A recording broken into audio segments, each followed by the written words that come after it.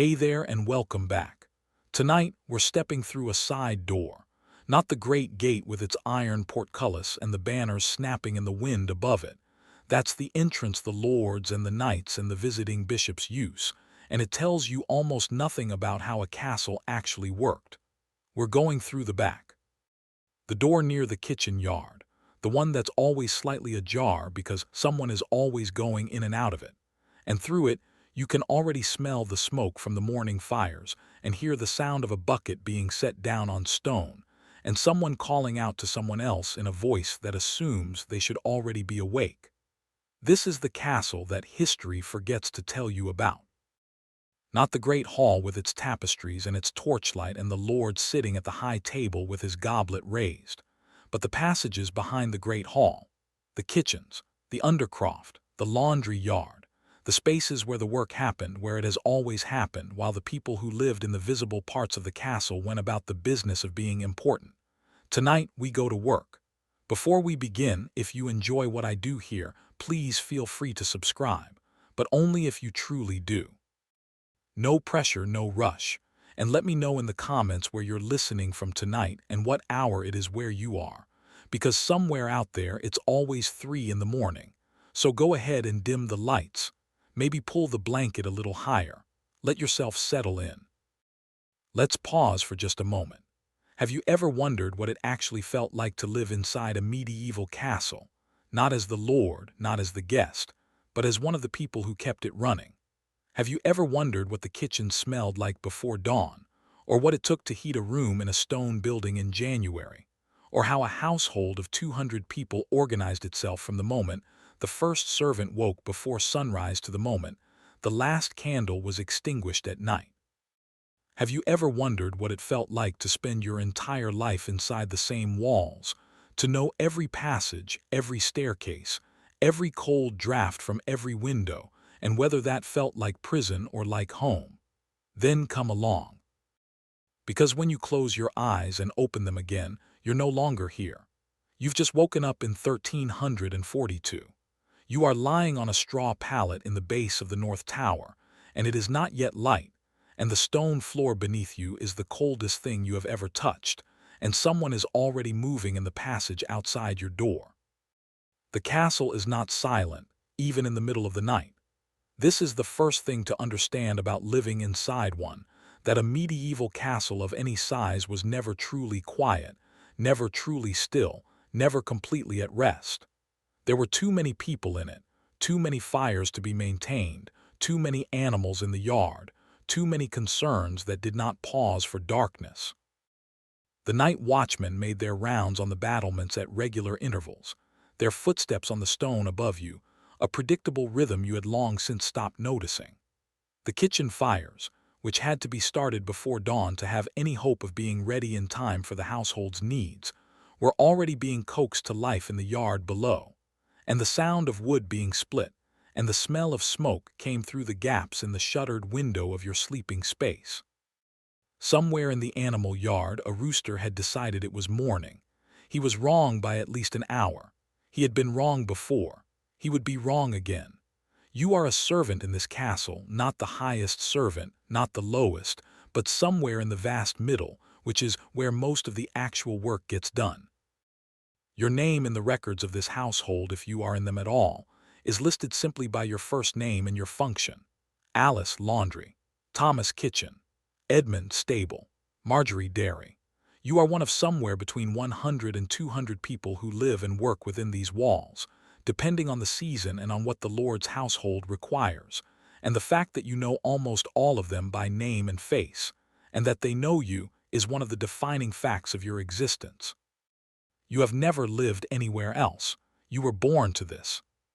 To understand life as a castle servant in the 14th century, you need to understand what the castle actually was, not as a romantic image, but as a functional machine. Because a castle was, above all things, a machine.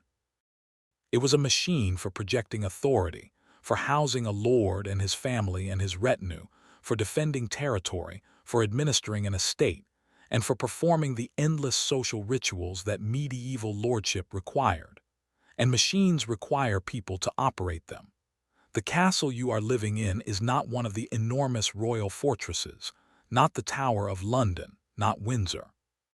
It is a substantial baronial castle, the center of an estate that includes several villages, farmland, woodland, mills, and fish ponds, all of which belong to the lord and generate the income that pays for everything, including you. The castle itself consists of a keep, the great stone tower that is the oldest and most defensible part of the structure, surrounded by a curtain wall with towers at intervals, enclosing a courtyard called the Inner Bailey. Beyond the curtain wall is the Outer Bailey, which contains the stables, the smithy, the kennels for the hunting dogs, and various outbuildings. The whole thing sits on a slight rise above the surrounding landscape, positioned so that the lord's household can see anyone approaching from any direction, and so that anyone approaching from any direction can see it. That visibility is not accidental. The castle is meant to be seen. It is a statement in stone, made by one generation and continued by the next. We are here, we have been here, and we intend to remain.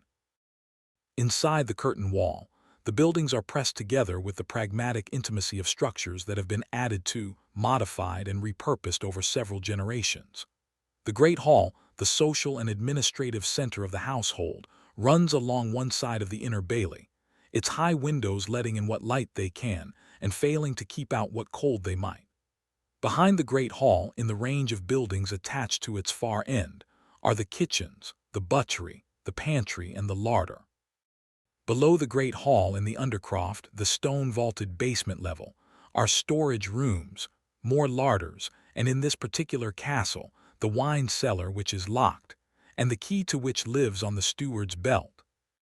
Above the Great Hall, at the dais end where the lord's table sits raised on a platform, a door leads through a passage to the lord's private apartments, the Cellar, which is his sitting room and where the family spends most of its private time, and the chamber where he sleeps. These private rooms are warmer than the rest of the castle, not warm exactly, but warmer. They have fireplaces rather than central hearths. They have wall hangings that block the cold from the stone. They have, in the winter, a luxury that the servants do not share, the possibility of being, for a few hours, almost comfortable. The servants sleep where they can, in the spaces between the functions. The day begins, truly begins, the working day, well before light, and the person who starts it is the kitchen fire. Or rather, the person who starts the kitchen fire, because fires do not start themselves, and the kitchen fire is the most important fire in the castle, the one everything else depends on, the one that has to be going properly before anything else can happen. This morning, the person tasked with this responsibility is a boy called Will, who is 12 years old and has been working in the castle kitchen for 2 years, and has learned more in those 2 years about fire than most people learn in a lifetime. Will knows that a fire that went out overnight is not the same as a fire started from nothing, because a fire that went out overnight left coals, and coals that are still warm can be coaxed back to life with patience and the right amount of breath and kindling. He has been carefully banking the kitchen fire every night before he goes to sleep, burying the best coals under ash to keep them alive until morning. And this morning it works, as it almost always works, and the fire catches, and the kitchen begins to warm, and the day begins. The kitchen at this hour is Will's kingdom. In 6 hours, it will be a loud, crowded, overwhelming place full of people shouting and things burning, and the head cook's voice cutting through everything else like a blade. At 5 in the morning, it is quiet and warm and smells of ash and the remnants of last night's roasting, and Will is alone in it, tending the fire the way he would tend a patient, which is exactly what the fire is. The castle's household ran on a system of organized hierarchy that was in some ways more legible than modern workplace hierarchies, and in some ways considerably more complicated. At the top was the lord, in this case. Let us call him Lord Robert, a man of middle age with an income in land that placed him comfortably in the upper tier of the English baronage, significant enough to matter but not so significant as to attract constant royal attention, which was exactly the position he preferred. Lord Robert was not, in the ordinary course of his day, directly engaged with the operation of his household. That was the steward's job. The steward, whose name was Master Henry, and who wore his authority as visibly as his lord wore his livery, was the chief executive of the castle's operation. Every department of the household reported to him. Every major purchase passed through him. Every dispute between the household's members came eventually to his attention. He kept accounts. He oversaw the distribution of food, fuel, and supplies. He managed the relationship between the castle and the villages on the estate, ensuring that the rents came in and the services owed were rendered.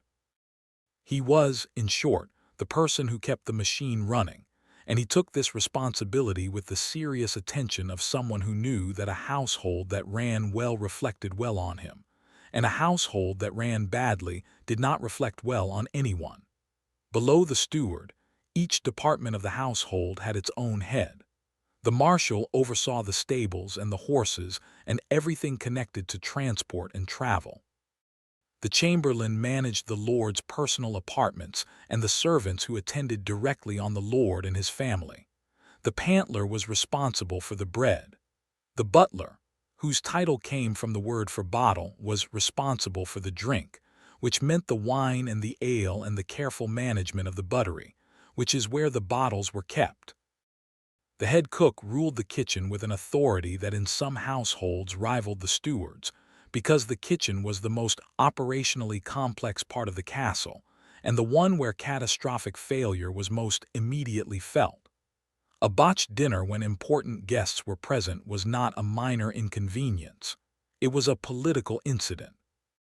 You, the servant whose mourning we are following, are part of the laundry operation, which places you in a hierarchy of its own. The laundry was not a glamorous department. It did not have the visible prestige of the kitchen or the chamberlain's office, but it was indispensable, and everyone who understood how a household actually worked knew this, even if the knowledge was not always accompanied by respect. The laundry handled everything. The table linens from the great hall, which were considerable in quantity, and which required washing after every use. The personal linen of the lord's family, which included their undergarments, their bedsheets, their pillowcases, their napkins. The livery of the household servants, which had to be kept presentable because the appearance of the servants reflected the appearance of the lord. And the various cloths and towels and wrappings that the kitchen required in enormous quantities. All of this had to be washed. In cold water, in hot water, in lye, a caustic liquid made from wood ash and water, in whatever combination the specific cloth required. Then it had to be wrung out, which was heavy physical work, the kind that left the shoulders aching and the hands raw. Then it had to be spread out to dry in the laundry yard when the weather allowed, which in England was not always, and near fires and on wooden frames when it did not. Then it had to be folded and stored and distributed to whoever needed it. Then within days, the cycle began again. Your name in this household is Agnes. You are 22 years old, and you have been in the laundry since you were 14, when your mother, who worked in the same laundry, who was still working in the same laundry, brought you to work alongside her. Your mother's name is Joan, and Joan knows everything about linen, and about the particular character of the water from the castle well, and about the right amount of lye to use on wool, without destroying the fabric, and about which of the household's lords and ladies has the most delicate skin, and whose bedsheets therefore require the most careful handling. Joan is 44 years old, which in the 14th century makes her a person of some experience, and she moves through the laundry yard with the authority of someone who has been doing this since before most of the other laundry women were born. Agnes learned everything she knows from Joan. She will, in time, teach it to whoever comes after her. This is how knowledge moves in a medieval household. Not through books, not through formal instruction, but through proximity and practice, and the patient demonstration of things that cannot be written down, because most of the people involved cannot write. By the time the castle begins to stir, the hour of prime, the first official hour of the monastic day, which the castle follows in its general rhythm if not in its specific religious practices. The kitchen has been going for at least 2 hours, and the fires in the great hall are lit, and the first water of the day has been fetched from the well. Fetching water was one of those tasks that sounds simple and is not. The castle well was in the inner bailey, which was a deliberate choice. A well inside the walls was a military necessity, because a siege that cut off your water supply was a siege that ended your resistance. But the well was not directly connected to the kitchen or the laundry by any pipes or conduits.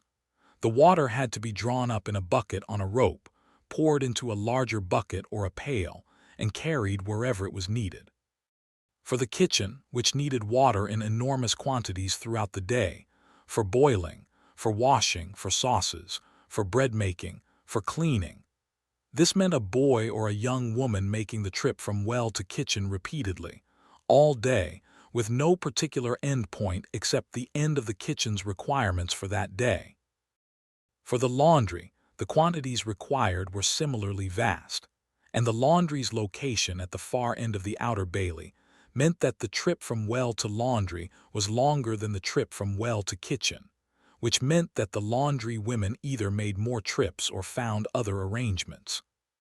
In this castle, the arrangement was a barrel on a wooden cart, drawn by the most patient of the stable horses, which made the journey from well to laundry 3 or 4 times a week, and was rewarded for this service with a particular affection from the laundry women that the horse appeared to reciprocate.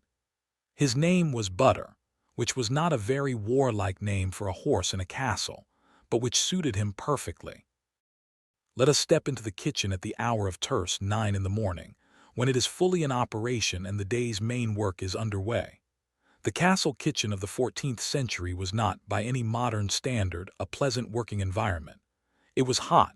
The fires that made the cooking possible also made the room, which was stone and enclosed on all sides, extremely warm even in winter. In summer, it was barely tolerable. In the worst weeks of July, the kitchen staff worked in a state of continuous partial saturation, and the head cook, a large man called Roger whose temperament matched his build, lost all patience for anything that he considered insufficient effort or unnecessary slowness. It was loud, the sound of chopping, of metal on metal, of things being moved and set down and called for and found and moved again, of the head cook's voice and the voices of his subordinates, all overlapping in a way that required everyone to develop a facility for hearing the specific instructions meant for them while filtering out everything else. It was smoky. The kitchen fires had chimneys, but the chimneys were never quite adequate, and a film of smoke collected near the ceiling and descended when the weather kept the draw low, making the eyes water. And it smelled extraordinary. Not extraordinary in a bad way, though there were certainly odors that contributed to the general atmosphere that were not entirely pleasant, but extraordinary in the sense of being completely unlike anything outside those walls. The smell of roasting meat, which was the kitchen's primary smell and its most expensive one, layered over the smell of wood smoke and rendered fat and the herbal smell of fresh rosemary and thyme and sage being thrown onto the fire to produce fragrant smoke for smoking meats.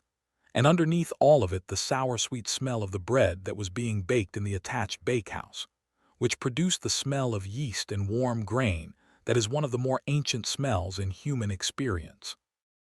The kitchen employed in this household somewhere between 15 and 20 people depending on the occasion. The head cook, Roger, and his 2 sous cooks. A saucier, whose entire job was sauces, because medieval cooking involved an enormous variety of sauces, and a dedicated expert was considered necessary. 4 kitchen boys, whose age ranged from Will's 12 to a young man of 16 who was beginning to aspire to actual cooking rather than carrying and cleaning. 2 women who specialized in baking and pastry. A scullion or 2, whose job was the least glamorous of the kitchen positions, washing the enormous pots and the endless stream of cooking vessels, scrubbing the work surfaces, removing the waste, and who accordingly occupied the lowest rung of the kitchen hierarchy and were addressed by Roger with less than perfect courtesy. and various others who moved in and out of the kitchen's orbit as the day's needs required. The Lord's breakfast was not what you might imagine. The romantic image of the medieval lord beginning his day with an elaborate meal is largely a later projection. In the 14th century, the morning meal for the upper household was typically modest by the standards of what would come later in the day. Bread, certainly, white bread if you were of rank, coarser bread if you were not, and ale, which was the standard morning drink because water was not trusted and wine was expensive, and the ale brewed in the castle's own brewhouse was cheap and caloric and not particularly strong. Perhaps some cold meat left from the previous day's dinner. Perhaps, if the season and the larder allowed, some fresh fish. Lord Robert himself typically ate his morning meal in his solar, attended by his personal body servants, the pages who helped him dress, the steward who briefed him on the day's business, the chaplain who said the morning prayers that preceded the meal. The breakfast for the rest of the household, the servants, the guards, the stable workers, the various people who made up the castle's population, was simpler and eaten in the great hall at the lower tables, not in any formal ceremony but in the continuous, staggered way of people who eat when they can between tasks. Bread and ale, and sometimes a pottage, a thick soup made from whatever vegetables and grains were available, cooked in the kitchen's secondary pots alongside the preparations for the main meal, and served in wooden or pottery bowls to whoever came to the kitchen hatch and asked for it. Agnes ate hers standing in the laundry yard, bowl in one hand, watching the water heating in the great copper cauldron over the outdoor fire, making calculations about when it would be ready and what needed to go in first. Joan ate hers the same way, in the same place. They did not, on most mornings, talk very much while they ate. There was not yet the ease of conversation that comes after the day has properly begun, and you know what kind of day it is going to be. In the morning, before the water is hot, there is only the assessment. The great hall was the heart of the castle's social life, and it was Agnes's responsibility, among many others, to ensure that it was ready for the meals that anchored the household's day. The main meal was served at around 11 in the morning, which seems very early to modern sensibilities, but which made practical sense in a world lit by daylight and candles, where getting the main work of the day done before the light failed was a genuine priority. The great hall required extensive preparation for every meal. The trestle tables, long boards of wood resting on A-shaped wooden frames, which could be set up and taken down as needed, had to be brought out of storage and erected in their proper arrangement. The high table on the raised dais at the far end, where the lord and his family and honored guests would sit, and the lower tables running the length of the hall, where the rest of the household would eat in order of their rank, the highest-ranking servants closest to the lord's table and the lowest-ranking furthest away. The tables had to be covered with linen cloths. These cloths, freshly washed, carefully pressed where pressing was possible, laid straight and smooth, were Agnes's direct responsibility, and she took this responsibility seriously, because a cloth laid badly was visible to everyone in the hall, including the lord, and a cloth laid well was noticed by nobody, which is the highest form of service. The salt cellar had to be placed correctly on the high table. The salt was an important status marker, because sitting above the salt, or below the salt, was a direct indication of your social position in the hierarchy of the hall. The place settings, such as they were, which in the 14th century meant a knife, every person of any rank carried their own. A spoon, a piece of bread called a trencher that served as both plate and food. The bread soaked up the juices of whatever was placed on it and was afterward eaten or given to the poor at the gate, and a cup had to be arranged. The rushes on the floor, dried herbs and grass strewn on the stone to absorb moisture and provide some softening of the cold underfoot, had to be checked and replaced if they had become too dirty or too fragrant with the wrong kind of fragrance. And the fire in the central hearth.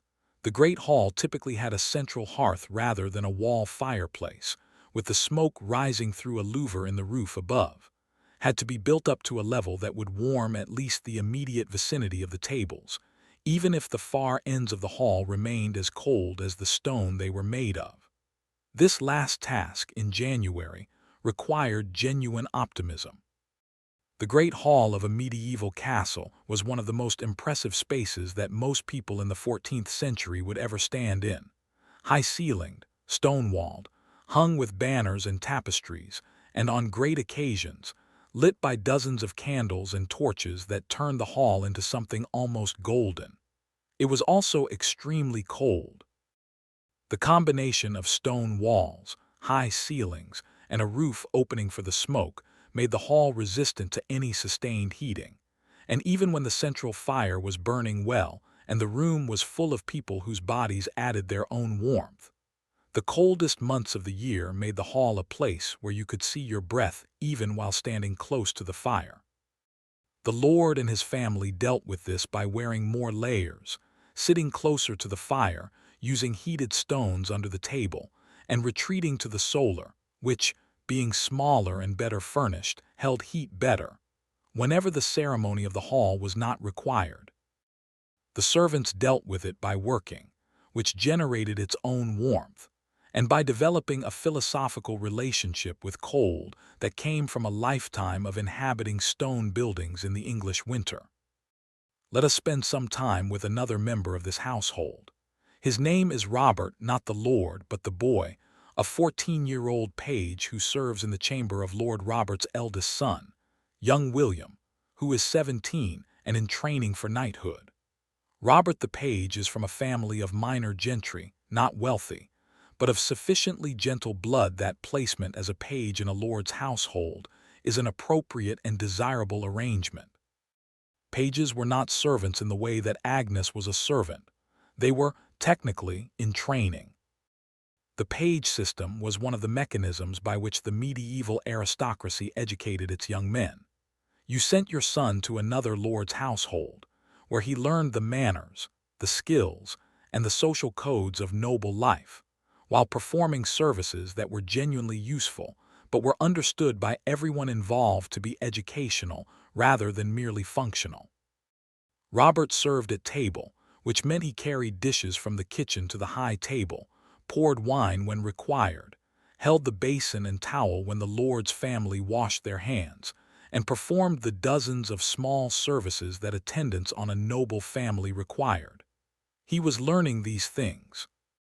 He would be doing them for several more years, and after that, if everything went as expected, he would move on to training as a squire, and after that, if God and fortune were kind, to knighthood. This trajectory was not guaranteed. Many boys who started as pages did not complete the journey to knighthood. Some lacked the physical ability. Some lacked the resources. Some simply found, as they grew older, that the path diverged from what they had imagined when they were 8 years old, and the whole thing seemed impossibly romantic. But Robert was not yet at the point of these considerations. He was 14, and he was carrying a silver basin of warm water for young William to wash his hands before dinner, and he was concentrating very hard on not spilling it. The basin was heavy. The water was warm. The passage from the kitchen to the Cellar was not short. Robert had spilled water once before. He had not spilled it since. The main meal of the day in a baronial household of the 14th century was an event. Not a private meal, not a quiet family dinner in the modern sense, but a public, formal, highly ceremonial occasion that expressed and reinforced the social order of the household in every detail of its execution. Lord Robert sat at the high table on the dais, elevated above the rest of the hall, with his family and principal guests arranged on either side of him in descending order of rank. His wife, Lady Margaret, sat at his right. His eldest son, William, sat at his left. The steward, Master Henry, sat nearby, because the steward's presence was useful for the smooth management of the meal's many moving parts. Various guests, neighbors, visiting merchants, a traveling clergyman, occupied the remaining seats at the high table according to a careful calculus of relative importance that the steward managed, and that the guests themselves navigated with the care of people who knew that where you sat said something about who you were. Below the dais, the lower tables filled with the household in order of their rank. The upper servants, the marshal, the chamberlain, the head cook on a feast day, sat closest to the high table. The middling servants, the kitchen staff, the grooms, the laundry women on special occasions, sat in the middle. The lowest servants, the scullions, the yard boys, the people who did the work that nobody wanted to talk about, sat at the far end of the hall, furthest from the fire, in a cold that was not metaphorical. The food was served in removes, what we would call courses, though the concept was slightly different. First came the soup, and the bread and the beginning. Then came the roasted meats, whatever the season and the larder allowed, which in this particular January meant primarily beef, some salted pork, and a quantity of game from the estate's woodland that the Lord's huntsmen had provided. Then came the sauces, which were elaborate by modern standards, spiced, fruited, sometimes colored with herbs or saffron, and which represented much of the kitchen's skill. Then came the pastries and the sweetmeats that ended the meal. Everything was served by the pages and the servants who had the specific duty of table service, a role that required both physical coordination and social awareness, because knowing who got what and in what order and how much was a skill that took years to develop. Robert the page carried dishes. He poured wine. He stood at the ready. He did not eat while at service. He would eat afterward in the kitchen with the other pages from whatever was left. The afternoon, after the main meal was cleared, had its own rhythm. The high table retired, Lord Robert to his Cellar for business, Lady Margaret to her chamber with her ladies for the sewing and conversation that occupied a nobly born woman's private hours, young William to the training yard for the martial exercises that were the core of his education. The hall was cleared. The trestle tables came down. The cloths went to the laundry, to Agnes, who would inspect them with the critical eye of someone who has spent years knowing which stains come out and which do not, and what the difference means for the cloth's useful life. The kitchen entered what was perhaps its most paradoxical period, the period of cleaning up from the main meal and simultaneously beginning the preparations for the evening meal, which would be served at around 5 or 6, when the light was going. The evening meal was smaller than the main meal, a lighter affair, with fewer removes, less ceremony, and in the depths of winter, a certain atmosphere of people who have been awake since before dawn and are contemplating, with increasing frequency, the moment when they will not be. For the servants, the pattern was different.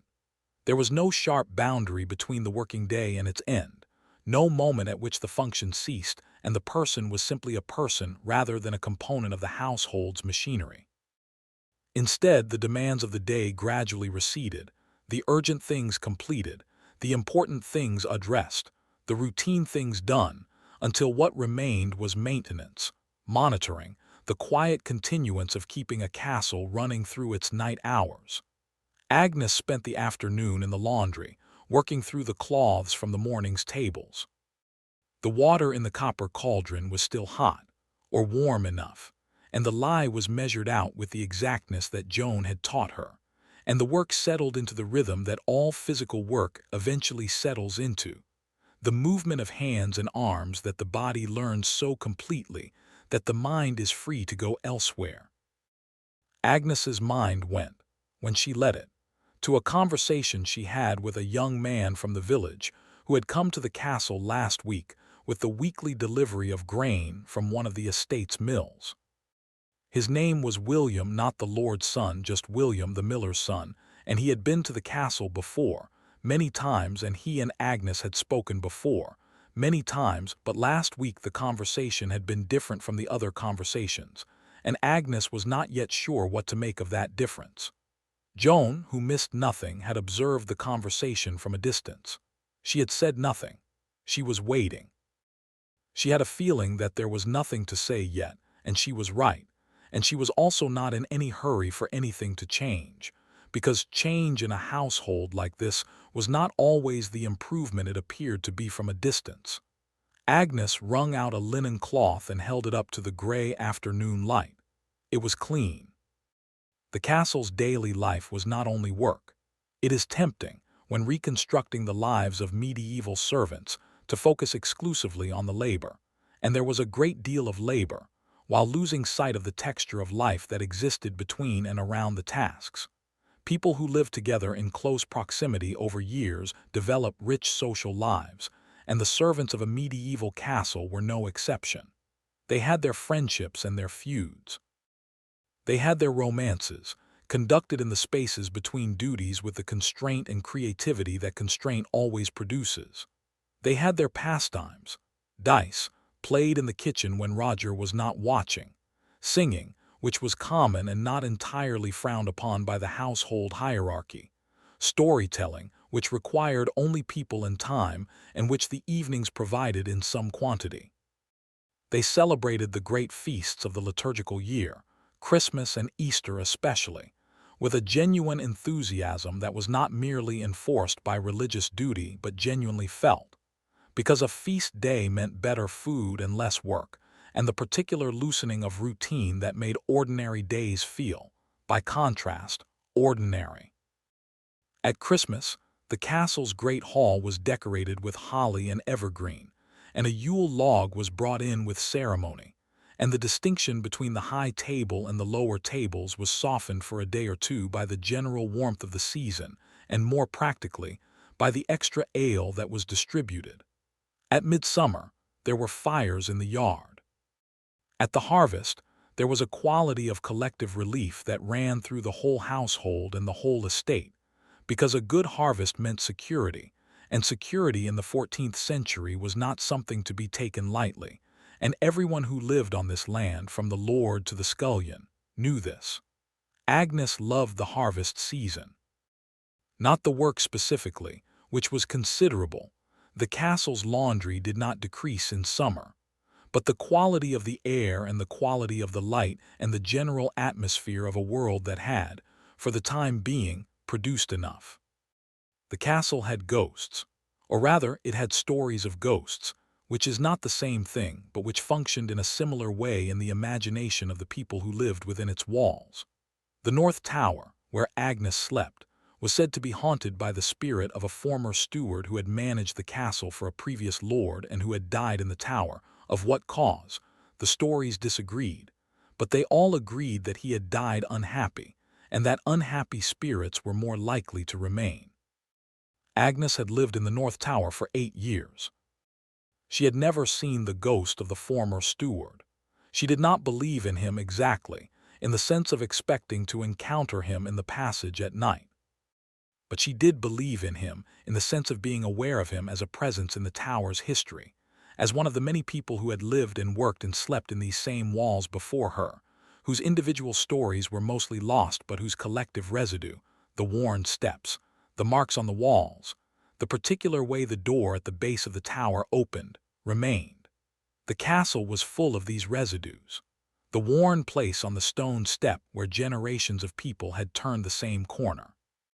The mark on the kitchen wall where a pot hook had been for so long that it had left a permanent impression.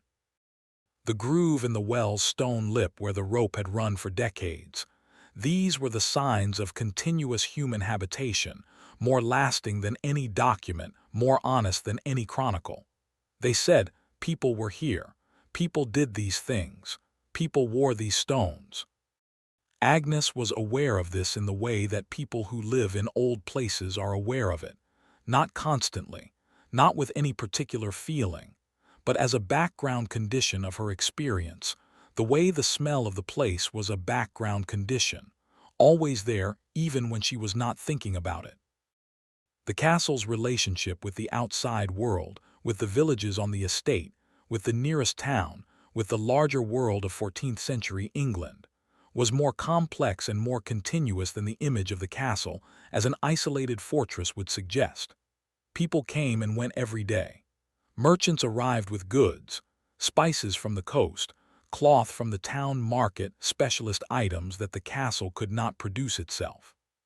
The estate's tenants brought their rents, their disputes, their requests for the lord's justice. Messengers arrived with letters from other lords, from relatives, from the lord's affairs in London and elsewhere. Travelers requested hospitality, which medieval custom strongly encouraged granting, and which the castle provided in the form of a meal and, if necessary, a night's shelter. The priest who served the castle's chapel came and went from the local village. Itinerant craftsmen, the tinker, the knife grinder, the occasional physician or surgeon on his rounds, appeared at the gate and were either admitted or not depending on the steward's assessment of their usefulness. This traffic was one of the things that made castle life something other than simply imprisoned. The castle was not a self-contained world. It was a node in a network, and the network extended outward in all directions, to the villages, to the town, to the court, to the wider patterns of English life in the 14th century, which were themselves connected to the even wider patterns of European trade and politics and culture that made the medieval world considerably more interconnected than it sometimes appears from a distance. Agnes knew this through the goods that arrived in the laundry. A piece of fine linen from Flanders that Lady Margaret had acquired on some occasion, and that required washing with a care that Agnes applied with her full attention. The spice-stained cloth from the kitchen that smelled of pepper and ginger, and things that had traveled very far to reach this kitchen in this castle in the middle of an English field. The world, in these objects, came to her. There is one member of this household we have not yet properly met, and she is perhaps the most important person in Agnes's world. Her name is Lady Margaret, and she is the Lord's wife, and she is 40 years old, and she has lived in this castle for 22 years, since her marriage to Lord Robert when she was 18 and he was 25, and the match was made by their respective families for the reasons that marriages were made in the 14th century, which had to do with land and alliance and the transfer of wealth between noble families, and very little to do with anyone's personal preferences. Lady Margaret had made her peace with this a long time ago. She was not unhappy. She was also not quite happy in a way that she would have been able to articulate even if anyone had asked, which they had not, because the question of whether a woman was happy was not a question that the 14th century asked with any frequency. She ran the household with a competence that her husband relied on entirely and acknowledged rarely, which was the arrangement. She oversaw the female servants personally, the ladies who attended her, but also through them, the women who worked in the laundry and the kitchen and the dairy. She knew their names. She knew something of their circumstances. She was not sentimental about them.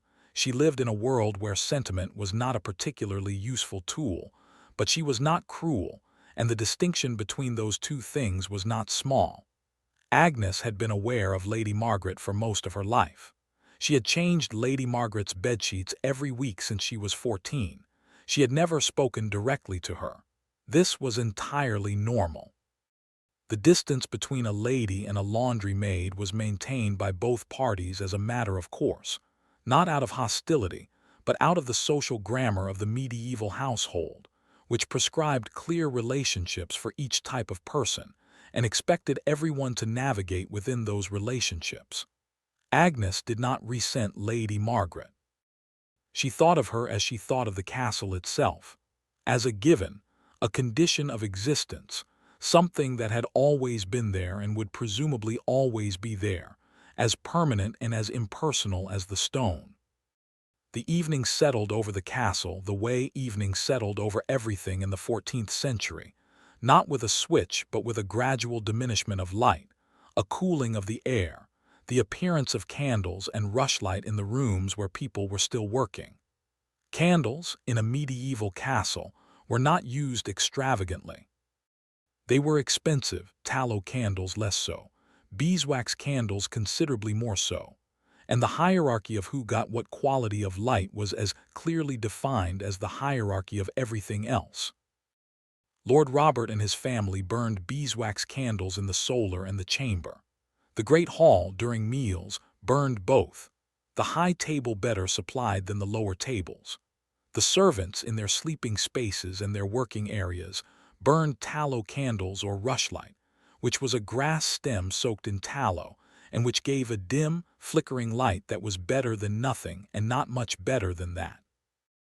Agnes worked by rushlight in the laundry through the late afternoon and into the evening, finishing the cloths from the day's meals, sorting the wet linens that would go outside to dry in the morning if the weather allowed. Her hands, after a day of work in water and lye, were rough and red at the knuckles in a way that she had stopped noticing sometime around the age of 16.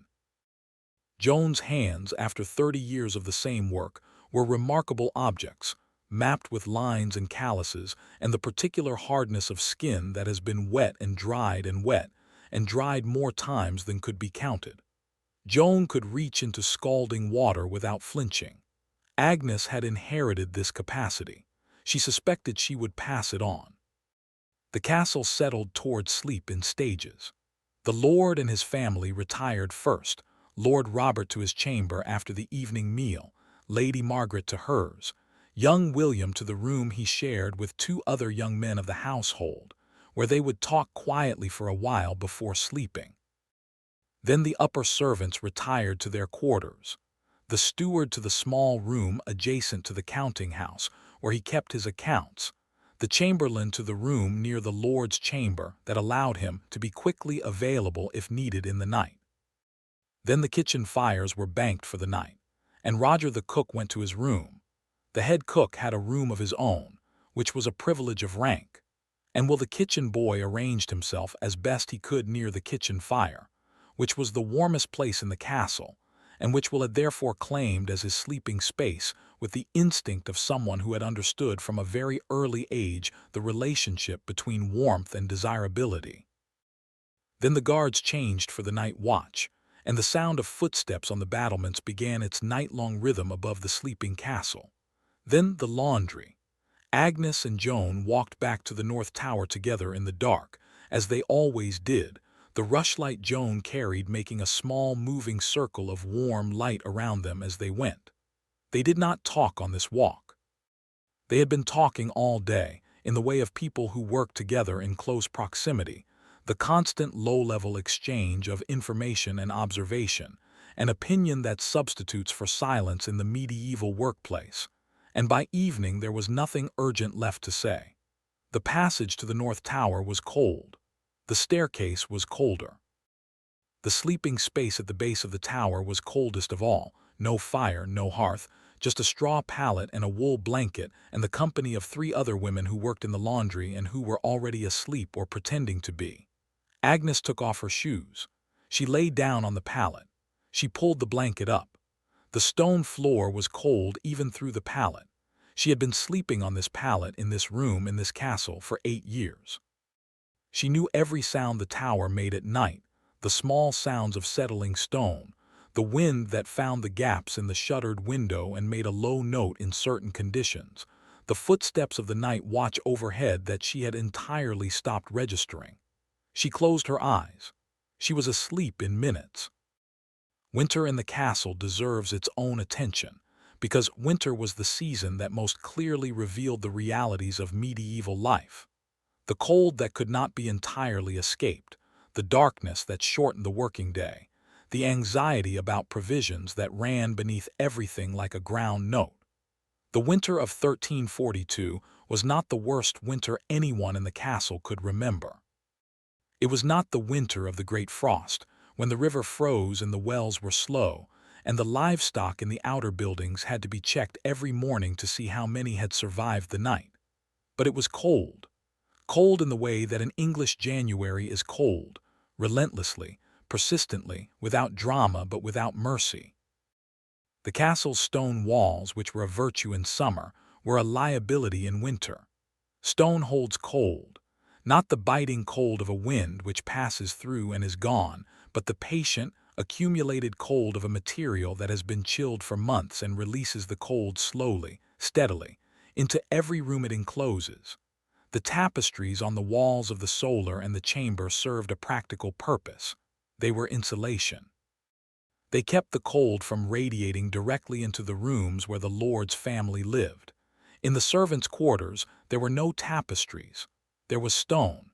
Agnes slept in her wool dress rather than changing into a sleeping garment because the dress was warmer.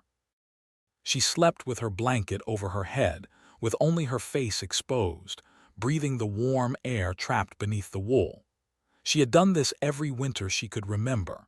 She would do it until the springs returned, as they always did, eventually. The castle's garden in summer was Agnes's favorite place.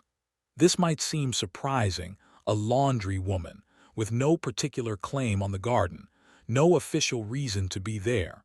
But the castle's garden was not restricted to the noble household. It was the physic garden primarily, containing the herbs used in cooking and in medicine, tended by the herbalist, an elderly man called Brother Matthew, who had once been a monk, and who maintained the habits of the cloister in his quiet and systematic care for his plants. Agnes had developed, through years of working near the kitchen, a knowledge of which herbs served which purposes, not a physician's knowledge, not Brother Matthew's organized and theorized understanding, but the practical working knowledge of someone who had used these things. Lavender for the laundry, which kept the smell good and discouraged the moths that could ruin stored linen. Rosemary and sage for the kitchen smoke. Pennyroyal for keeping certain insects away from the sleeping quarters. Chamomile for the calm it seemed to induce in people who drank it as a tea, including Agnes herself, who had learned this from Joan, who had learned it from the woman who had taught her the laundry, in an unbroken chain of domestic knowledge that went back farther than anyone could trace. In summer, in the evening, if her work was finished and the light was good, Agnes sometimes went to the physic garden and sat on the stone bench against the south wall, the wall that held the sun's warmth longest into the evening, and let herself simply exist for a moment without any particular task. Brother Matthew, who was usually there, would nod from across the garden without interrupting her. He understood something about the need for stillness that was, perhaps, a remnant of his monastic life. Those evenings in the physic garden were the freest moments of Agnes's year. The castle's relationship with illness and death deserves careful attention, because it was a relationship very different from the one we have today. In the 14th century, illness was not something that happened elsewhere and was managed by professionals in designated buildings. It happened here, in the castle, in the rooms where everyone lived and worked, and it was managed by whoever had the knowledge and the willingness to manage it. Brother Matthew, the herbalist, was the closest thing the castle had to a medical practitioner, and his knowledge was extensive within the terms available to it, which is to say, he knew an enormous amount about plants and their properties, about the traditional treatments for common ailments, about the management of wounds and fevers and digestive problems, and almost nothing, by modern standards, about what was actually causing these things or how the body's processes worked. He operated by observation and tradition, and observation and tradition were, for many common ailments, more useful than nothing. He could set a broken bone, in the sense of aligning it and immobilizing it, and the bone would often heal tolerably well. He could reduce a fever with willow bark, which contains a compound we now call salicylic acid, and which does in fact reduce fevers. He could close wounds with honey and clean linen, which kept infection at bay with reasonable effectiveness, though he did not understand why. He could ease stomach pain with ginger and fennel and chamomile. What he could not do was stop the progression of something genuinely serious, a deep infection, a severe injury, the plague, which had visited England and killed approximately a third of its population only a few years before the winter we are discussing, and which had left in its wake a landscape and a household that carried the absence of those who had not survived. Agnes had lost her older brother in the plague of 1348. She had been 8 years old. She did not talk about this. Almost nobody in the castle talked about it, which was not the same as not remembering. Illness among the servants was handled with a pragmatism that sounds harsh by modern standards, and was simply realistic by the standards of the time. If you were sick enough that you could not work, you went to bed your pallet in your sleeping space, or, in more serious cases, the small room at the end of the servants' range that served as a sick room, which was slightly warmer than the other servants' spaces, and which had a narrow window that let in more light. Brother Matthew would come and assess you and decide what, if anything, could be done. Joan would, if the illness was Agnes's, bring her a cup of something warm and sit with her for a few minutes, which was the most valuable part of the treatment, though Joan would not have described it that way. If you recovered, which most people did from most things, because the body is resilient and the 14th century would not have survived if it had been otherwise.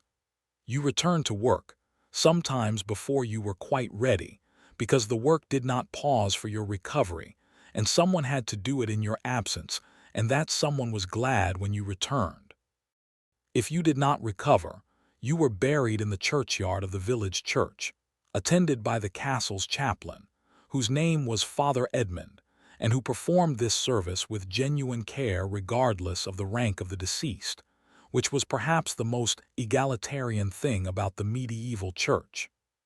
Father Edmund's role in the castle was, formally, the spiritual care of the household.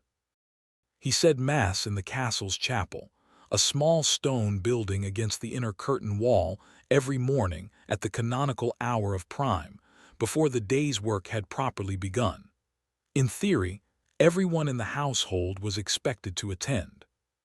In practice, attendance varied considerably according to the demands of the morning, and Father Edmund did not pursue the matter aggressively, because he understood that a kitchen fire that went out while everyone was at Mass was a more immediate problem than a soul that had missed one morning service.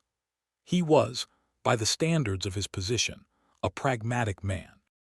He had come to the castle in his mid-30s, a younger son of a minor gentry family who had found the church a more reliable source of support than the alternatives available to a man of his birth and abilities, and who had made his peace with this with the philosophical evenness of someone who genuinely believed in what he was saying, which was more than could be said for all his colleagues. He heard confession on Fridays, which gave him a particular knowledge of the household's moral landscape, a knowledge he was prohibited by the seal of confession from sharing, but which informed his understanding of the people he served in ways that were sometimes useful and sometimes painful. He knew things about Agnes that Agnes did not know he knew. He had never mentioned any of them. He kept his counsel the way the castle kept its cold, thoroughly and without exception. He was, in the way of people who are trusted with secrets and who honor that trust, both slightly separated from and deeply embedded in the community he served. The servants liked him. This was not guaranteed in a priest of his position, and he was quietly proud of it. The castle's water supply was one of those problems that had been solved by medieval engineering in a way that worked tolerably well, and that nobody thought about very deeply until it stopped working. The well in the inner bailey was deep, dug through the castle mound into the groundwater below, lined with stone, capped with a wooden cover that was supposed to be kept closed to prevent contamination, and was kept closed approximately 80% of the time. The water it produced was cold and clear and tasted of minerals in a way that everyone who had grown up drinking it considered normal and visitors from elsewhere occasionally found peculiar. In summer, the well was reliable. In the worst drought years, the water level dropped and the servants had to lower the bucket further, and the rhythm of daily water collection slowed as each drawing took longer. In winter, the rope froze. Not often, not every winter, but in the deep cold of January and February, the rope that ran over the stone lip of the well and down into the darkness could ice up overnight, and the morning water collection required, before anything else, the careful thawing of the rope and the windlass handle, accomplished either by pouring a small amount of hot water over the mechanism, water from last night's banked kitchen fire, or simply by patience and the warmth of hands. The boy who fetched the morning water was familiar with this problem. He had a small hammer for knocking ice off the rope. He kept it tucked into his belt during the deep winter months. He was 11 years old. The hammer had belonged to someone before him, and would belong to someone after him, and the knowledge of when to use it and how hard and in which direction had been passed on with the hammer, in the continuous tradition of practical knowledge that ran through the castle's operation like the rope itself ran through the windlass. not celebrated, not written down, but never entirely lost. The castle's food situation was, in winter, a study in the management of abundance and scarcity existing in close proximity.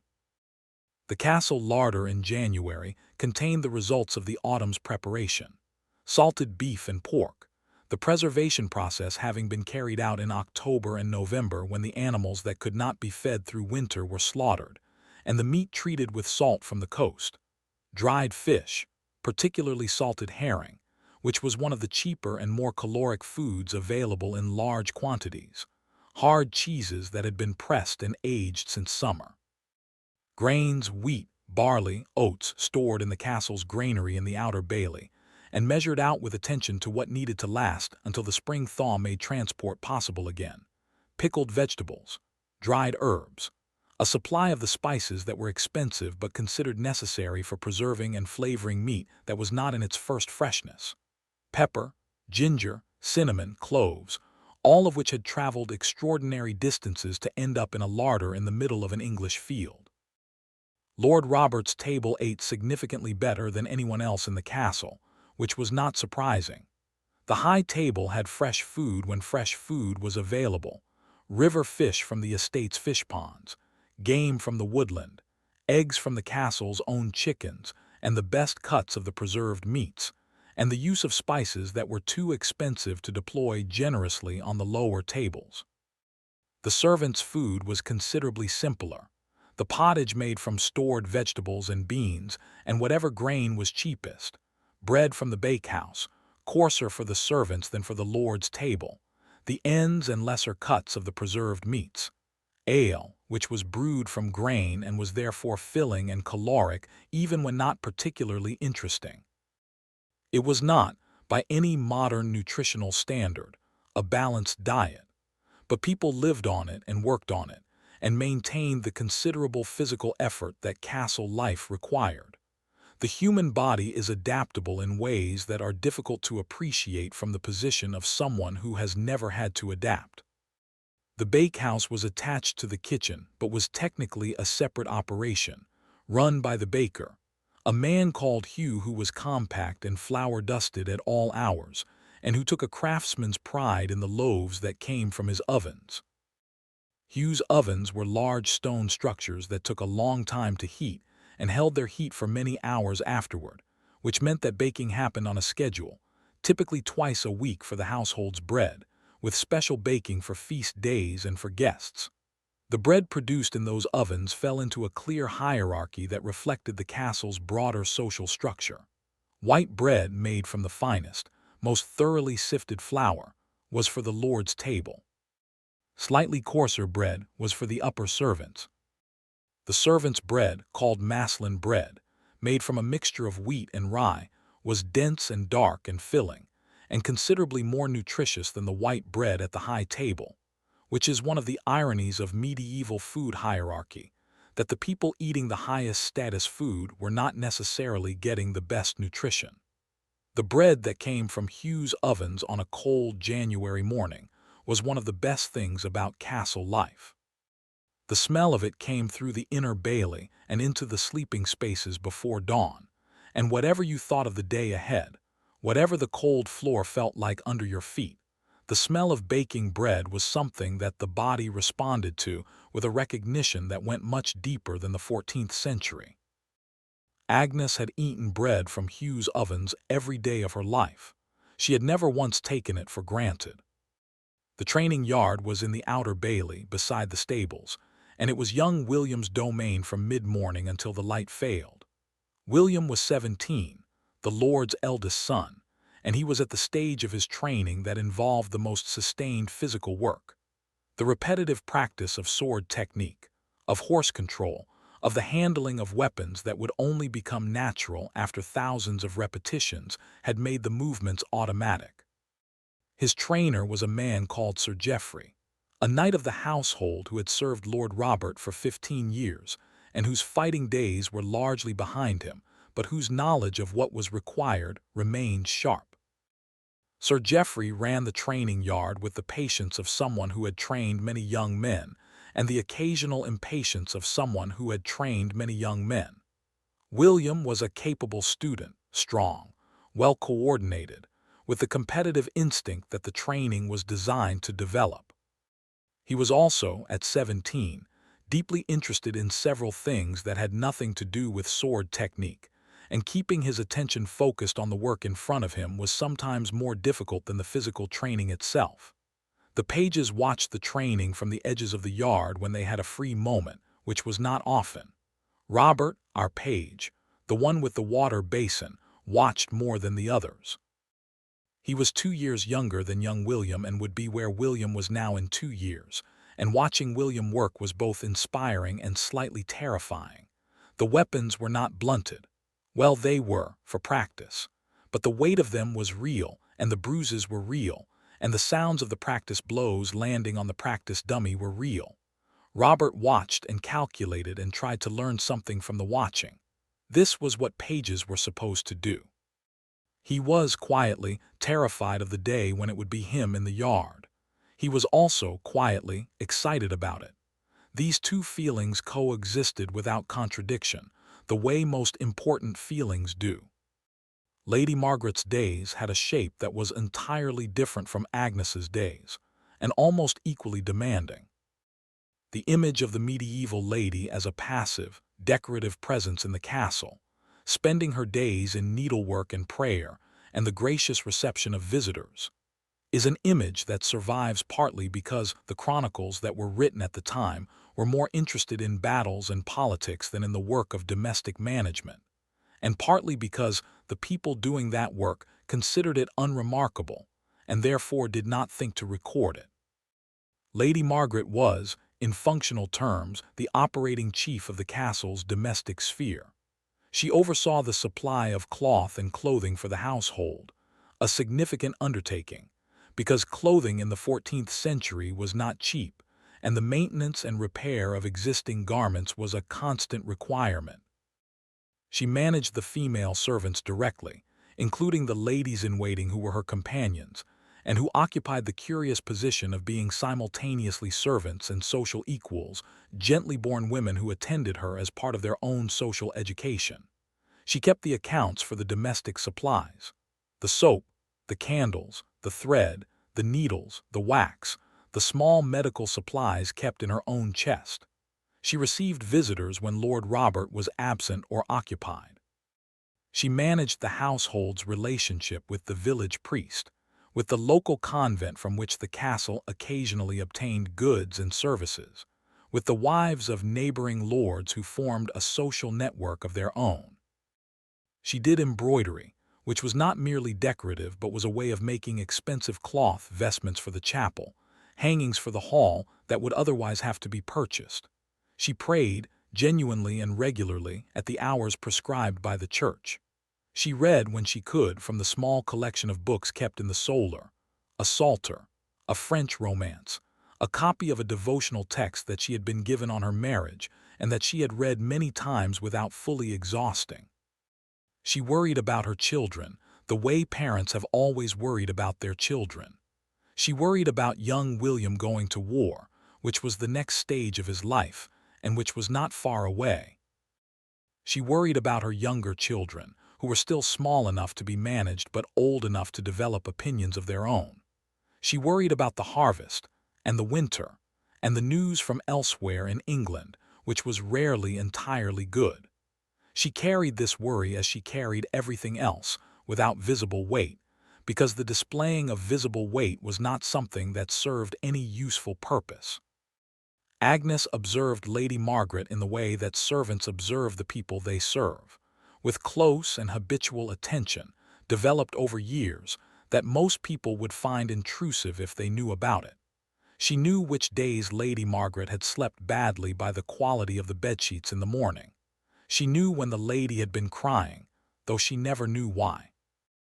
She knew the difference between the linen Lady Margaret used on ordinary days and the special linen she kept for, whatever the special occasions were, which Agnes inferred from the sheet's appearance rather than from any direct knowledge. This knowledge, this entire category of knowledge about the intimate physical world of a person, was something that Agnes held with complete discretion, not because she had been told to, but because she had grown up understanding that this was the bargain. You saw things that other people did not see. You saw the evidence of lives lived in the spaces where people were most themselves, and you said nothing. You carried the knowledge as you carried the linen carefully without dropping it, and then you put it away. The horses in the castle's stable were, by any reasonable assessment, the most valuable movable assets in the household. A good war horse, what was called a destrier, was worth more than most people would earn in a lifetime. The horses in the castle's stable were not all war horses. Many were the working horses, the palfreys for riding and the heavy draft horses for pulling the carts and the rounceys that served various purposes. But even the working horses represented a significant investment, and the marshal, whose name was John and who had grown up with horses from the age of 6, and who trusted them more readily than he trusted most people, managed them with the vigilance of someone who understood exactly what he was responsible for. The stable was the warmest place in the Outer Bailey, not by design, but because horses produce an enormous amount of body heat, and a stable with 20 horses in it in winter retained that warmth in a way that the stone buildings around it did not. The stable boys, who slept in the loft above the horses, were warmer in winter than almost anyone else in the castle. They smelled of horses, which was a trade-off that, in January, most people considered very favorable. The horses ate before the servants. This was not a deliberate insult to the servants, but a practical reality.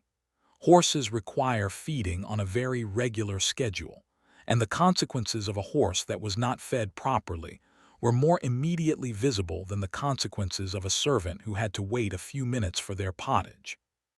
The horses received their hay and their measured grain with a precision that the horses themselves seemed to find satisfactory, and they were groomed and exercised and monitored for illness with the attentiveness that their value warranted.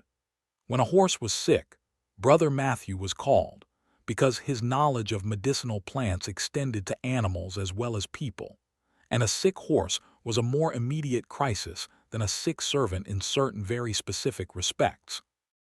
The castle's night watch was one of the less celebrated but most essential functions of the household, and the men who performed it were, in their way, as important as anyone in the building.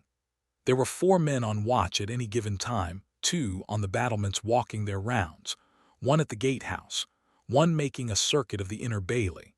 They were armed, they were cold, and they were, in the deep hours of the night, profoundly and existentially alone with the darkness. The man who patrolled the inner bailey, a soldier named Hugh, not the baker Hugh, a different Hugh, there were a lot of Hughs in the 14th century, had been doing this job for 7 years. He knew every stone of the courtyard. He knew the particular sound the well cover made when the wind moved it. He knew the places where the torches at the gatehouse cast their light and the places where they didn't. He knew the dogs.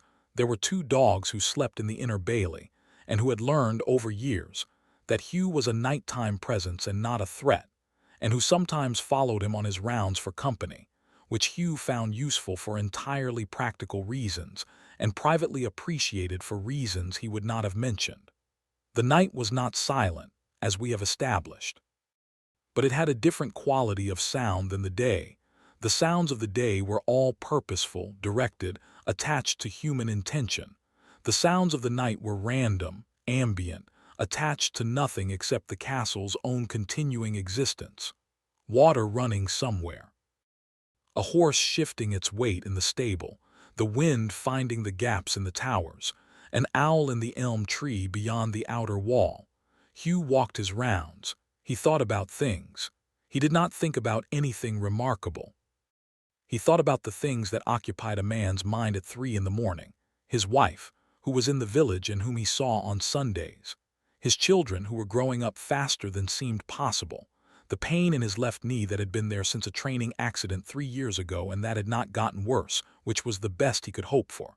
The possibility, periodically entertained and always deferred, of leaving this job for something less cold.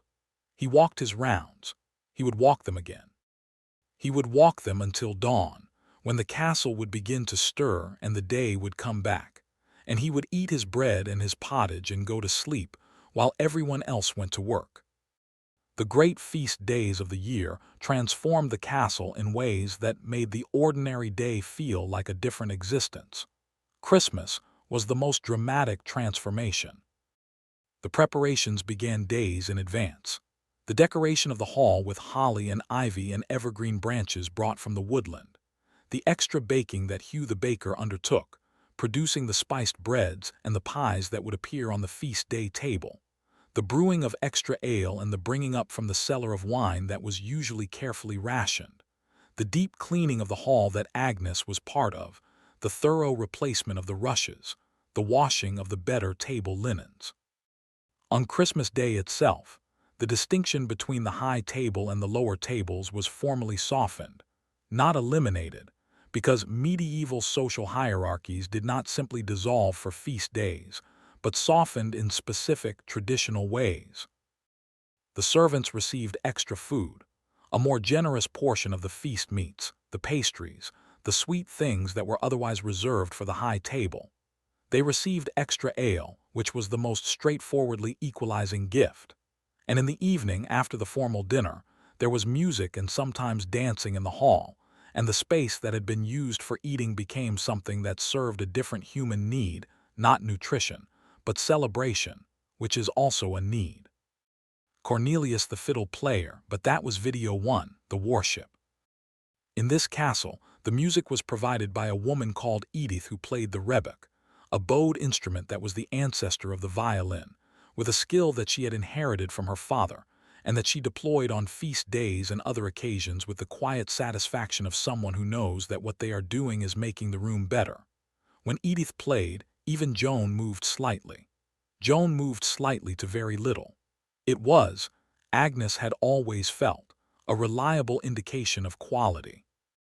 Spring came slowly to the castle, the way it always did, not in a single announcement but in a series of small concessions by the cold, each one reversible, until one day you noticed that more of them had stuck than had been taken back, and the light was different, and the air smelled of something other than frost and wood smoke. The garden was Brother Matthew's primary indication. He monitored it with daily attention through late February and March, watching for the first green signs in the earth, the first spear of a winter herb, the first signs of life in the beds that had looked dead for months but were not, only waiting. When the garden showed life, Brother Matthew knew the turn had genuinely happened. He would not have said he celebrated this. He was a man who had learned equanimity about the seasons, as about many things, but those who knew him noticed that he moved slightly differently in the first weeks of spring, with a quality of attention that was, perhaps, more hopeful. For Agnes, spring meant the laundry yard. The outdoor work that had been curtailed by cold and wet could resume. The cloths could dry in actual sunlight rather than near fires. The great cold of the stone walls began to release its grip, slowly and then faster, so that by April the servants' sleeping space was merely cold rather than intensely cold, which felt, at this stage of the year, like luxury. For the horses, spring meant exercise outside the stable yard, the first real exercise of the year, the first chance for the animals to move at more than a careful walk in a confined space.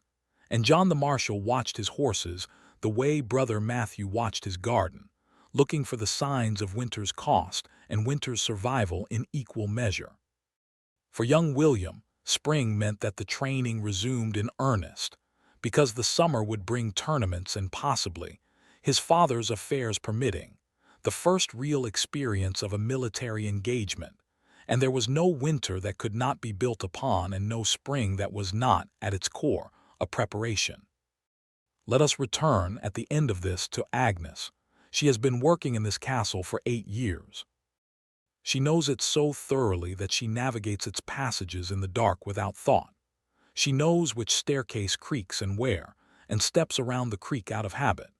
She knows which of the dogs in the inner bailey can be trusted with your dinner if you set it down for a moment, and which cannot. She knows the quality of the light in the laundry yard at every hour of the day and every season of the year. She knows Joan so completely that they often have conversations in which Agnes knows what Joan is going to say before she says it, and Joan knows the same about Agnes, and sometimes they simply do not say it and proceed as if they had. This is what 8 years in one place produces. It produces a knowledge that is not catalogued anywhere, that exists only in the person who holds it, that will be partially lost when she leaves and partially transmitted to whoever comes after her. And this is both the beauty and the sadness of the kind of knowledge that castle servants carried. Agnes is thinking about William the miller's son. The conversation had been different from the other conversations, and now she knows why, not in the way of dramatic revelation, but in the quiet way of noticing that something you already knew has become something you are acknowledging. She does not know what will happen. She is 22 years old, and the future is uncertain in a way that the present, however cold, however repetitive, is not. But she notices today that the future is something she is willing to think about. This, in the 14th century as in the 21st, is not a small thing. It is, in fact, perhaps the most human thing, this willingness, in the face of cold and uncertainty and the endless repetition of necessary work, to believe that there is a future and that it might be worth walking toward. She carries a basket of clean linen across the inner bailey. The winter light is flat and gray. She can see her breath. The dogs watch her from their spot near the well. She sets the linen down for a moment to adjust her grip. Butter, the cart horse, visible through the gate of the stable yard, turns his head and watches her with the mild, patient expression of a horse who has seen many mornings and found them, on the whole, acceptable. Agnes picks up the linen again and walks on. The castle hums around her, the way it always does, the way it has always done, the way it will continue to do long after she is gone, the sound of something very large and very old continuing to exist. The castle's relationship with fire was one of absolute dependency and genuine fear. Fire was everything. It cooked the food, heated the rooms, lit the night, forged the metal, dried the laundry, and kept the cold from becoming something worse. It was also the thing that could end everything. A castle fire was not a small emergency. Stone walls did not burn, but the wooden structures inside those walls, the hall roof, the kitchen timbers, the stable loft, the furniture, the stores, burned extremely well, and the water available to fight a fire was whatever could be drawn from the well, bucket by bucket, and transported to wherever the fire was. The castle had no fire brigade. It had buckets and people, and the collective panic that fire produces in anyone who has ever watched a wooden building go up. The precautions against fire were therefore constant and serious. No naked flame was left unattended without reason. The kitchens, which were the most fire-prone part of any medieval establishment, were kept as clear of unnecessary combustible material as the business of cooking would allow. The bedding in the servants' sleeping spaces was kept away from the rushlights that provided the only light. The stable loft, with its quantities of dry hay, was the place that everyone thought about most anxiously, and the stable boys had it drummed into them from their first day that a flame in the loft was the worst thing that could happen, worse than almost anything, and that the consequence of carelessness here was not a scolding but a catastrophe. Agnes thought about fire the way everyone in the castle thought about fire, as the background condition against which all other considerations were arranged. You kept candles away from hanging cloth.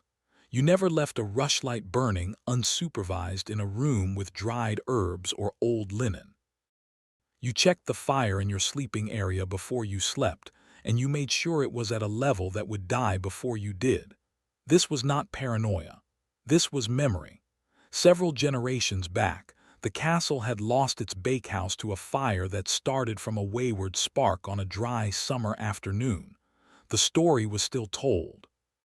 The memory of it was still fresh in the way that community memories of catastrophe remain fresh for far longer than individual memories, because they are retold and retold until they become part of the place itself.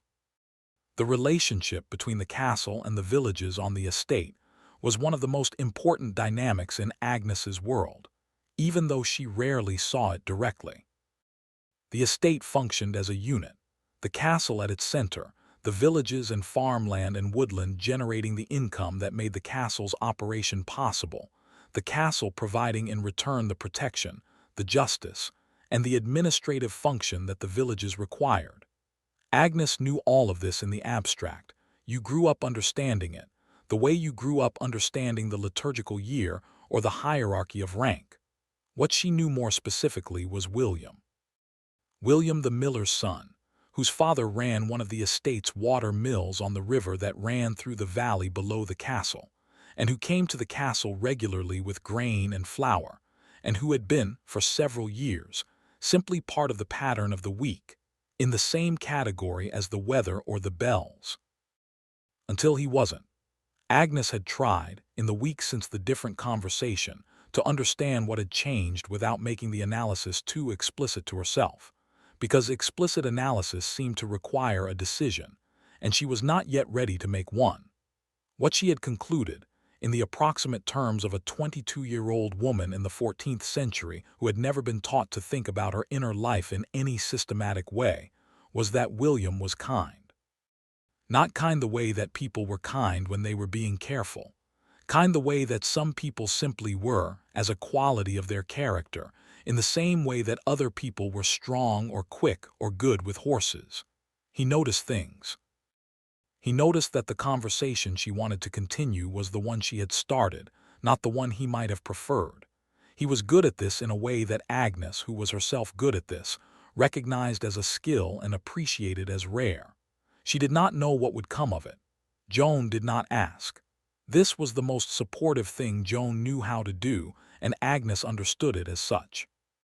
The question of what servants felt, whether they experienced their lives as meaningful, whether they had interiority beyond the functional, is a question that the 14th century would have found puzzling in its framing. Not because the people of the 14th century were less intelligent than we are. They were not. Not because they did not have interior lives. They did, as rich and complex as ours. But the question assumes a particular kind of individualism, a sense that one's inner experience is the primary unit of moral and philosophical attention, that the medieval world did not fully share. In the 14th century, you were understood first as a member of your estate, your household, your community, your faith, and only secondarily, if at all, as an individual with a unique inner life that was the primary subject of attention. Agnes would not have asked herself whether her life was meaningful. The question would have seemed strange to her. She was Agnes, laundry woman, daughter of Joan, servant of this castle. These facts described her completely, not as limitations but as the substance of what she was. And within those facts, there was an enormous amount of living. She had opinions about things. She had favorites among the castle's residents, people she found interesting or kind, people she found difficult. She had preferences. She preferred working in the garden to working in the undercroft. She preferred summer to winter. She preferred the day shifts to the night shifts. She preferred Joan's company to anyone else's, not because she had chosen it but because it had been there since the beginning and had become indispensable in the way of things that are always there. She had fears, that she would become ill in a way that Brother Matthew could not treat, that Joan would become ill in a way that Brother Matthew could not treat, that the harvest would fail, that the plague, which was not spoken of but was never not thought of, would come again. She had hopes, things that she was not sure she named even to herself, because naming them made them more damageable. She had, in the hours between duties, a capacity for quiet pleasure that was entirely her own. The way the light looked in the laundry yard on a still morning in October, when the mist was still in the valley, and the castle walls caught the first sun and went golden for an hour. The sound of Edith's rebeck on feast nights. The particular smell of clean linen just finished, that sharp, sun-cold, slightly mineral smell of linen that has been washed and dried properly, and is ready to be folded and put away. Small things. But this is true of almost everyone's life, when you look at it closely. Not grand meaning but accumulated small things, and the texture of those small things, and whether they are experienced with enough presence to register as something worth being here for. Agnes had enough presence for this. Joan had more. The castle's treasury, the room where the lord kept his valuables, his documents, and the cash that represented the liquidity of the estate, was in the keep, behind a door that was always locked, and which Agnes had passed 1,000 times without ever going through it. She knew it was there. She knew, in the general way that servants knew things, what it contained: the deeds to the estate's land, which were the most important documents in the household, the silver plate that came out on important occasions, the coins that the steward distributed as wages. Agnes received her wage on quarter days, the 4 divisions of the medieval year that served as payment dates. The wage was not large. It would not seem large even by the standards of her time. But it was hers, and this, in the 14th century, was not nothing. She kept it in a small wooden box at the bottom of her pallet, wrapped in a cloth she had made herself. She had not spent most of it. She was not sure what she was saving it for, but she was saving it. This, too, was a kind of hope. There is something I want you to understand about the noise a castle makes at night. Not the dramatic noises, not the sounds of alarm or celebration, the quiet noise, the continuous ambient sound of a large stone building full of sleeping people. It is, if you listen to it, a surprisingly tender sound. The breathing of a few hundred people in their various sleeping spaces, audible in the aggregate as a kind of sighing, the occasional murmur of someone dreaming, the creak of a pallet as someone turns over, the low sound of the fires that are still burning, because you cannot let all the fires go entirely in winter, and the sound of fire, not the roar of a blaze but the quiet sound of embers, is one of the most deeply comforting sounds that our species has ever lived alongside. The dogs in the inner bailey settled now, making the small sounds that sleeping dogs make, the horse in the stable shifting, the owl again in the elm tree, Hugh the night watchman's footsteps completing another round. This is the castle at its most honest.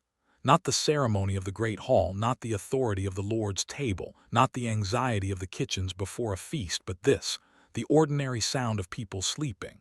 They are doing what people have always done at the end of a long day. They are resting.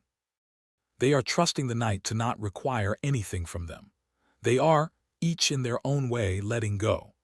Agnes in the north tower under her wool blanket, her breath visible even now in the cold that the stone holds so patiently, she is sleeping.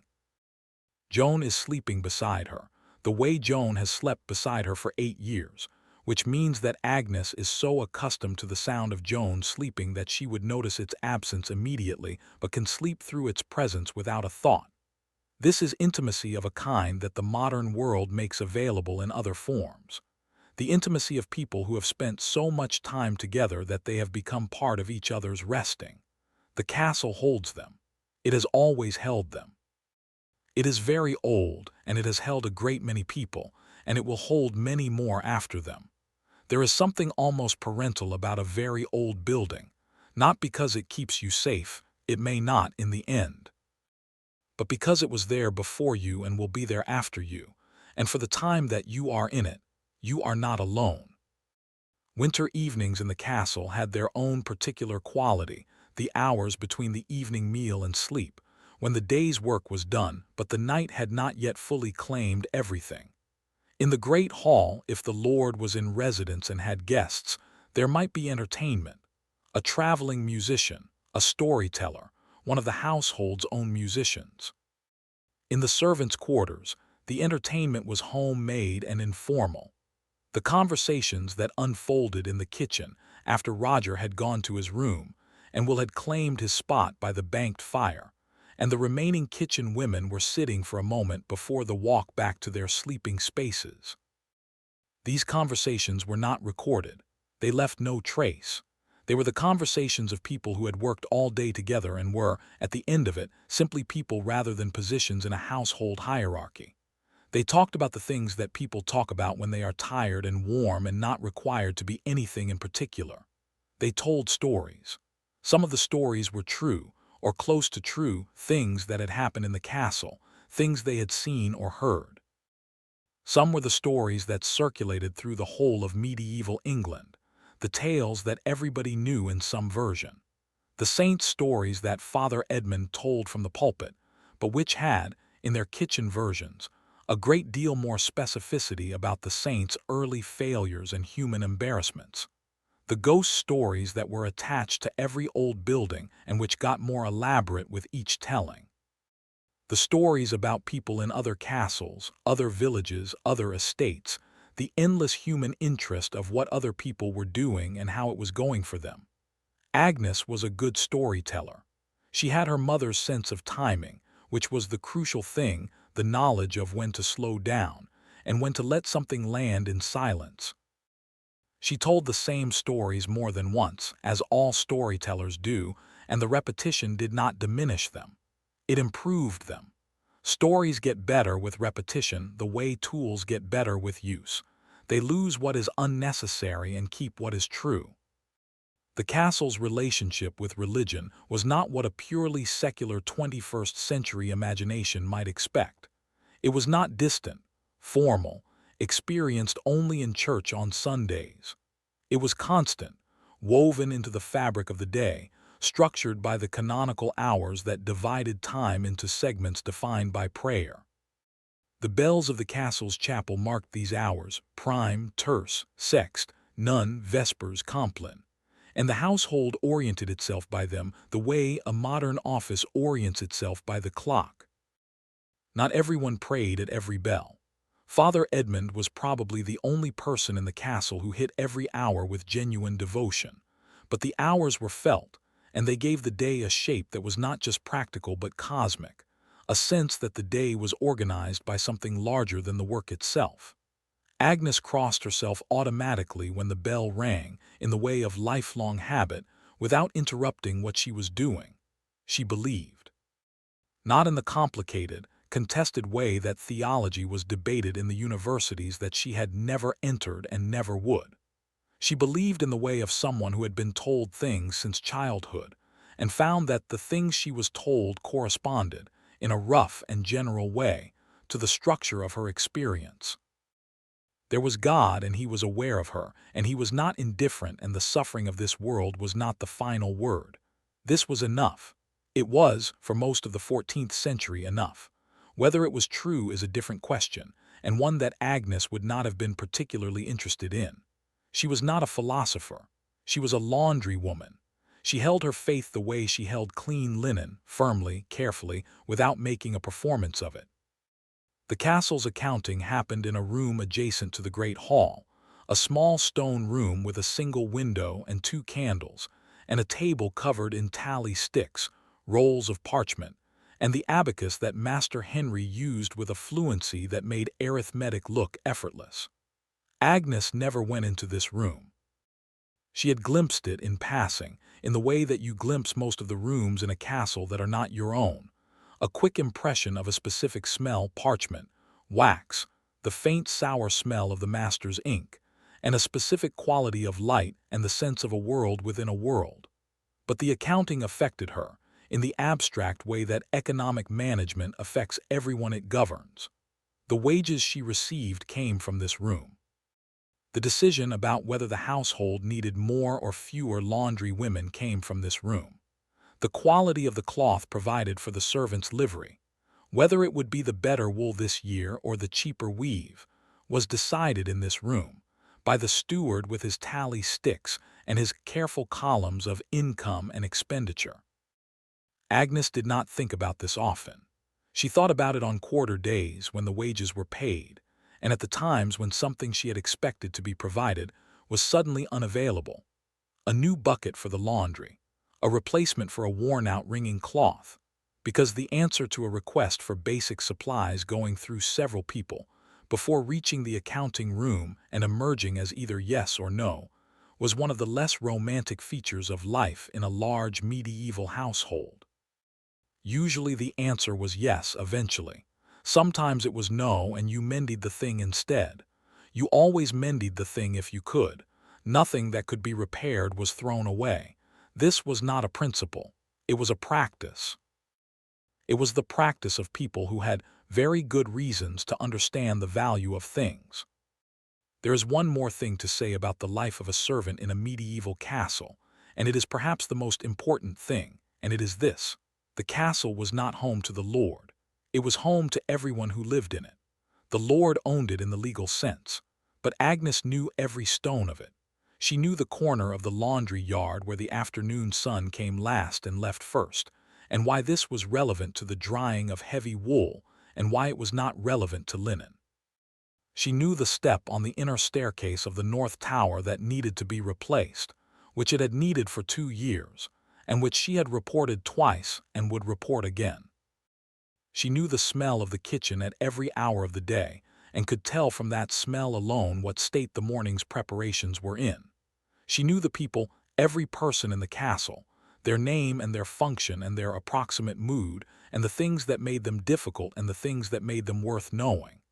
This knowledge, this specific, embodied, lived knowledge of a place, is what ownership is made of in the sense that matters, and it was hers.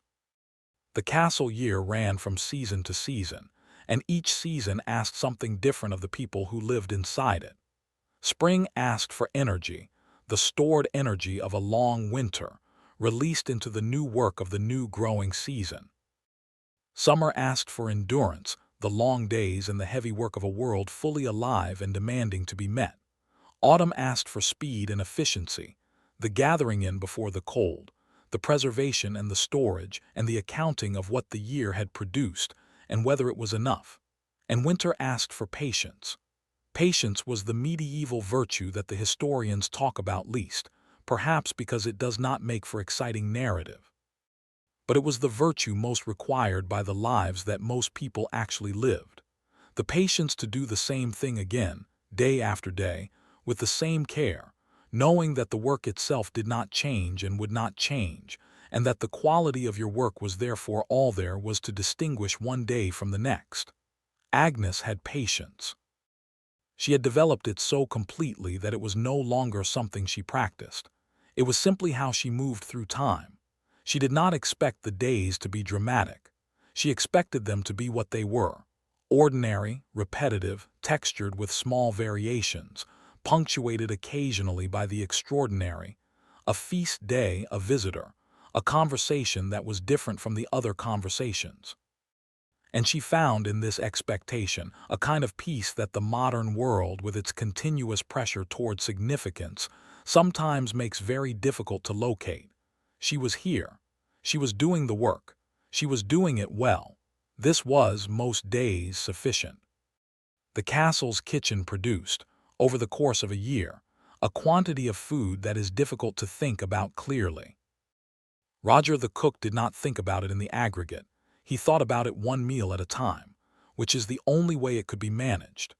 But if you step back, 3 meals a day for somewhere between 100 and 200 people, every day, every week, every year, with the seasonal variations and the feast day elaborations and the ordinary Mondays when there was nothing in particular to celebrate, and the food was what it always was, and that was fine.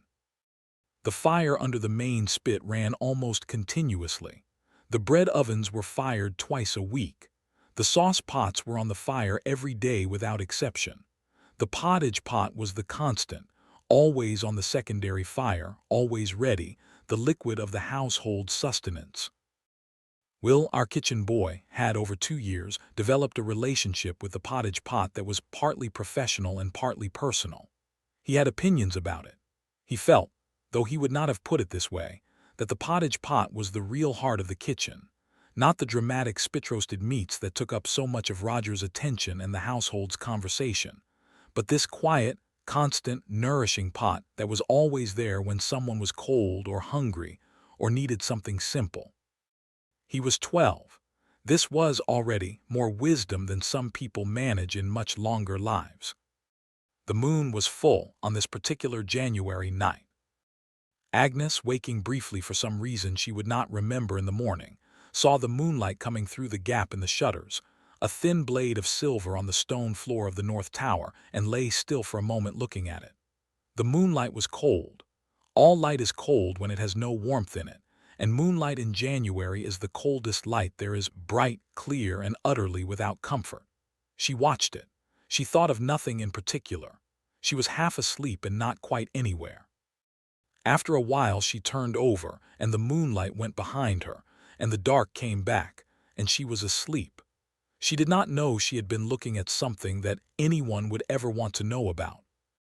She was just a woman waking up briefly in the night in a stone tower in January in 1342, watching a strip of moonlight on a floor.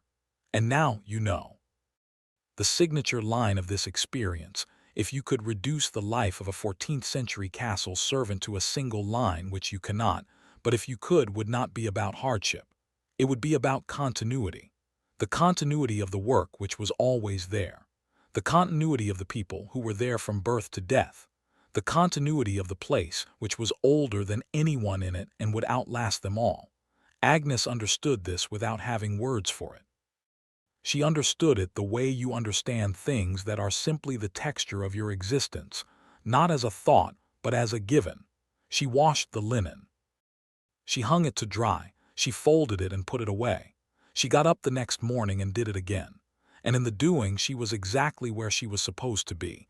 You are in your bed. You are warm. Your blanket, whatever it is made of, holds your heat. The air around your face is still, and it is the temperature you prefer, and you chose it yourself.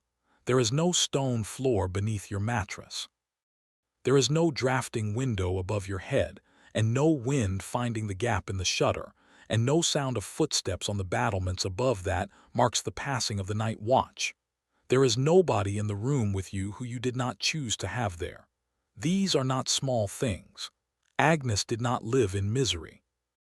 She had friends and work she was good at, and a mother she worked alongside, and moments of genuine pleasure, the garden in summer, the fiddle music at Christmas, the conversation with William the miller's son that had been different from the other conversations, though what would come of that she did not yet know.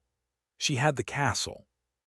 She had grown up inside its walls and knew every passage and every staircase and every cold draught, and while this could be described as confinement, it was also, in the way of all deeply familiar things, a kind of knowledge that was indistinguishable from belonging. She belonged there. The castle belonged to Lord Robert in the legal sense. In the sense of knowing it, of understanding it, of being woven into it by years of daily presence, it belonged to Agnes as much as to anyone. She is gone now, as they all are. The castle she lived in may still stand in some form, repaired and altered by the centuries, or it may have fallen and been absorbed into the landscape, leaving only a slight rise in a field and some earthworks that a farmer notices without knowing what they mean. But she was there. She carried the cloths and heated the water and wrung out the linen and folded it and put it away and got up before dawn the next day and did it again. She kept the place running. Spare a thought for her tonight. She worked in the part of history that nobody wrote down. Sleep well. And that for tonight is where we'll leave it. I hope this story found you somewhere comfortable in bed or very nearly. If it did, leave me a comment and tell me where you're listening from. And if you enjoyed tonight's visit to the world behind the Great Hall, a subscription would mean a great deal. There are more forgotten rooms to visit. There always are. Good night.